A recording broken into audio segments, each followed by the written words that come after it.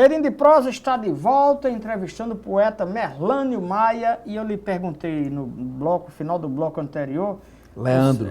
Sobre Leandro Gomes de Barros. Você disse que queria contar alguma coisa sobre Leandro Gomes de Barros, Leandro, e eu fiquei curioso. Leandro é um monumento paraibano.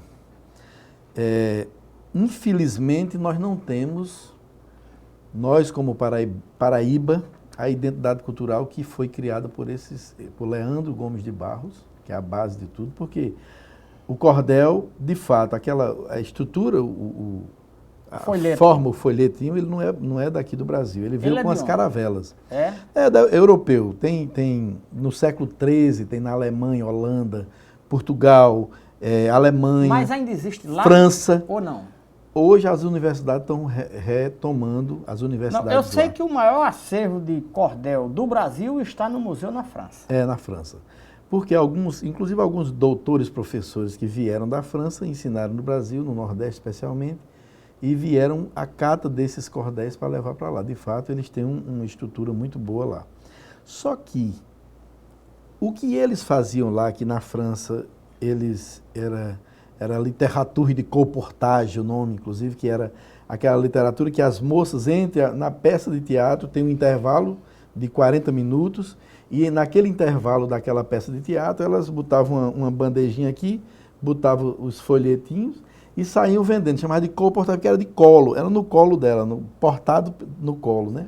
E vendia na plateia esses folhetos. Só que eram histórias escritas, histórias vagabundas, não era nem verso, algumas eram quadrinhas. Nessa estrutura de violeiro, quem criou foi Leandro Gomes de Barros. Ele foi buscar... Cordel, como nós conhecemos hoje, é Leandro Gomes de Barros. Paraibano, e que abriu, inclusive a identidade cultural da Paraíba é o verso. Era para ser decantado em tudo quanto era lugar. E quem veio primeiro? O Desafio da Viola ou esse tipo de verso? Foi na mesma época, foi no final do século XVIII que vai aparecer esse universo aí, começo do século, que é quando Leandro Gomes de Barros estava levando isso aqui, começou o Desafio de Viola. E interessante que esse Desafio de Viola também foi para o cordel. Existe cordel que é desafio de dois violeiros ali, eles retratam isso, e Leandro tem desses na sua bibliografia, ou cordeliografia dele lá, tem desse tipo que ele fazia. Então, nós somos ingratos, Wellington, porque a nossa identidade cultural era para ser a poesia, o verso, o cordel. Hoje, quem leva mais essa bandeira do cordel é o Ceará, por causa de Patativa. Mas ele mesmo diz, nasceu na Paraíba, com Leandro Gomes de Barros, mas nós, aí ostenta mantém o cordel, hoje, a xilogravura, esse universo todinho, quando era para ser nosso. Era para ser da gente, era para fazer, como, por exemplo, Pernambuco, o frevo e o maracatu é a cara de Pernambuco. A gente, a Paraíba, era para ter a cara da poesia nordestina, a poesia popular. E não temos, porque falta alguém que bota o dedo lá e diz, vamos fazer isso como Ariano fez lá quando ele teve como secretário da Cultura. Ele realmente retomou e deu um impulso muito grande, falava com os hotéis, fazia reunião com os donos de hotéis para que os quadros, até os quadros, fossem temas e de artistas pernambucanos. Do Nordeste, né? Augusto dos Anjos. Eu acho que Augusto dos Anjos é o maior símbolo do desprezo que a Paraíba tem pelos seus artistas, né? Muita gente fez carreira, fez tudo. Nas costas de Augusto dos Anjos teve toda a possibilidade de resgatar a história, o prestígio e a poesia de Augusto dos Anjos e não fez nada. Por que esse desprezo a Augusto dos Anjos? Vocês no meio...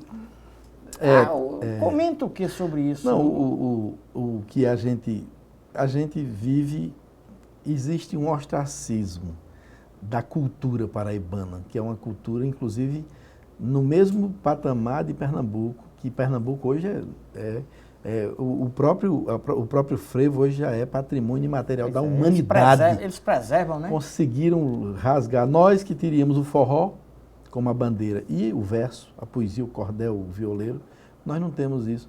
Apenas que vendo aqueles bibelôzinhos de Lampião e Maria Bonita, que Lampião e Maria Bonita nem daqui da Paraíba é. É verdade. Eles que são de Pernambuco, do sertão pernambucano. Nós precisamos ter homens que amem esse estado e procure buscar na cultura nordestina, nesse universo da poética nordestina, resgatar esses grandes nomes, fazer uma identidade cultural da Paraíba. Eu estava em São Paulo, deixa eu te dizer essa aqui, a maior tristeza. E o pessoal foi até fazer um show lá em São Paulo. Quando o pessoal que me levou disse, rapaz, está tendo uma feira nordestina, aliás, uma feira de todos os estados brasileiros no Anhembi. A gente foi. Foi lá. Quando cheguei, o Rio Grande do Sul era tudo do Rio Grande do Sul, aquelas coisas dos pampas, aquelas bombachas, tudo mais deles. Aí Pernambuco, frevo e o maracatu, de longe você já via que era de Pernambuco. Quando chegou na Paraíba, tinha um banner grande em cima, com uma tapioca, ele dizendo Paraíba, terra da tapioca. É brincadeira, né, cara? Aí você vê esses homens, Augusto dos Anjos da Paraíba. É verdade. Né? E muita gente na Paraíba, nem tanto, Leandro mas fora, Gomes de Barros. Muita gente pensa que Augusto dos Anjos é mineiro. Sim, Fora, é verdade. fora. Aqui não. É verdade. Não é porque ele morreu lá e dizem até que eu conheci o neto dele que é aquela história de que aquela história que ele deixou um testamento, meus restos mortais não voltar para Paraíba até a 5ª geração. Aquilo é verdade ou é lenda? Eu sei que eu conheci o sobrinho dele, o neto dele, que tinha muita mágoa pelas coisas da Paraíba. Inclusive, na época, ele botou até dificuldade de trazer os ossos de Augusto dos Anjos para Paraíba, porque ficou uma coisa meio ele foi muito turva aí aqui, nessa né? história. Mas nós temos Leandro Gomes de Barros.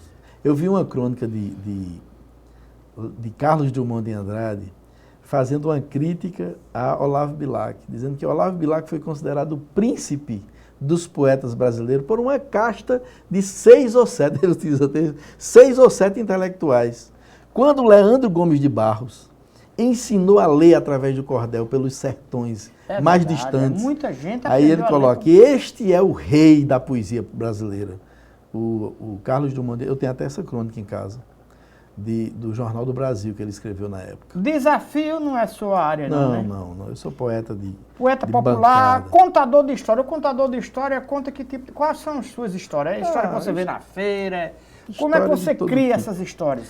Não, a história, ela nasce do nada, né? De uma história, de uma coisa que suscita uma história, que você conta um negócio e aquele negócio pode se transformar numa história mais tarde e a gente vai e transforma isso em verso sem nenhum problema. Mas geralmente se inspira em algumas coisas que você já viu, ou você não, vou criar aqui uma história? Eu sou nordestino, nascido e criado naquele universo nordestino, cheio de dificuldades como é o universo nordestino, mas ali você tem assim uma imensidão de causos naturais que acontecem todo dia lá, dos loucos que são gênios, que são geniais, das mulheres da vida que inclusive mantinha a sua vida naquele lugar. Inclusive era proibido da gente passar, inclusive na rua. Tinha o que chamava de roia, não sei se tinha lá em Serraria. Não. Mas era o cabaré do lugar lá que havia uma proibição velada. Ninguém dizia é proibido, mas ninguém passava lá. A criança não passava, a moça não passava naquela rua. E a gente... Para não ficar falada. Para não passar naquela rua. Aí tem aquelas histórias ali, tem as coisas. Então a gente vai, às vezes, retratando e vai colocando aqui. E eu procurei muitas histórias aqui, colocar até teses que eu coloquei do Judas traído, que eu digo que Judas não traiu. Foi? Judas foi traído. E por quê? Mas aí tem que ler, né? E se você tem 10... Diga. A gente pode, se tiver tempo, eu posso declamar umas poesias desse universo que eu estou ensaiando agora. Declama aí alguma coisa. Esse show que eu tenho. violãozinho aqui, a gente ia desenrolar um fundo musical, rapaz, mas não tu tem? Tocando violão e eu declamando aqui. Mas declame aí alguma coisa pra gente. Tem um poema de Pompilho Diniz que ele faz uma alusão a esse universo de Adão e Eva. Que ele diz assim, diz que Deus, nosso Senhor, há muitos tempos atrás, a resolvido chegou para fazer seu mundo em paz. Mas logo nesse momento, com audácia e atrevimento, também chegou Satanás. E foi aí que Deus falou, que tu veio fazer aqui? Satanás arrispontou, eu também me resolvi e vim fazer invenção para ajudar na criação, se vai me ser permitir. E foi assim que Deus pensou o bem, sempre pensa o mal. E sua obra começou sem pro capeta ligar, começou o seu trabalho, sem conversa e sem pai, um de cá e outro de lá. E aí Deus fez o dia cheio de luz e clarão, O diabo com agonia fez a noite a escuridão. E naquela treva sem fim ele pôs espírito ruim, lobisomem e assombração. Aí Deus fez um canteiro de tudo quanto era flor, na algumas ele pôs cheiro e noutras beleza e cor. E o diabo chegou de mansinho e tudo quanto era espinho nessas plantas semeou. Deus fez o belo e a graça e deu sentido à razão. Satanás fez a cachaça e tomou logo um pifão. De tão bebo que ficou, dessa vez ele inventou política de eleição. Estava tudo quase feito. Deus olhou para a criação com seu olhar satisfeito. E para acabar sua invenção, fez seu derradeiro invento no barro meio cinzento. E deu-lhe o nome de Adão. Chamou-lhe 3 vezes o nome, quando ele respondeu, Deus então se disse, tome, esse mundo é todo seu. Pode dispor à vontade, se houver dificuldade já sabe, chame para o eu. Mas Adão era dos tais que dormia intersentado. E certa vez Satanás lhe vendo em sono ferrado, extraiu uma costela e Adão nem deu por ela. Veja que sono pesado. E o bicho cometinhoso da costela que tirou, fez o invento mais perigoso que ele na terra deixou. Porque quando Adão deu fé, estava na frente da mulher. No instante Adão me orou. Tempos depois foi preciso Nosso Senhor ouvir falar, nas terras do paraíso vocês não podem ficar. Quando essa mulher chegou, por que você não mandou na mesma hora votar? Mas Adão respondeu, Senhor, eu ia mandar. Mas quando ela olhou para eu, que fez com os olhos sinal, nessa hora eu fiquei mudo, ficou ela, cobra e tudo, sem que eu pudesse falar. Após todos 3, agora um castigo vão levar. Essa cobra vai-se embora. A mulher pode ficar lá fora do paraíso. E para você criar juízo, dessa vez vai trabalhar. E há muita gente que diz que tudo isso foi preciso. E eles viveram felizes, apesar dos prejuízos. Pois Adão dizia em Té, paraíso sem mulher não pode ser paraíso. É verdade. É da sua autoria? Não, essa é de Pompílio. É de Pompílio, né? Pompílio Diniz, que é um poeta lá nosso, gigante. Você falou muito em Deus aí, no Satanás, Lúcifer e tal. Eu quero saber qual é a sua religião, mas você responde daqui a pouco, que a gente vai fazer um breve intervalo e volta já.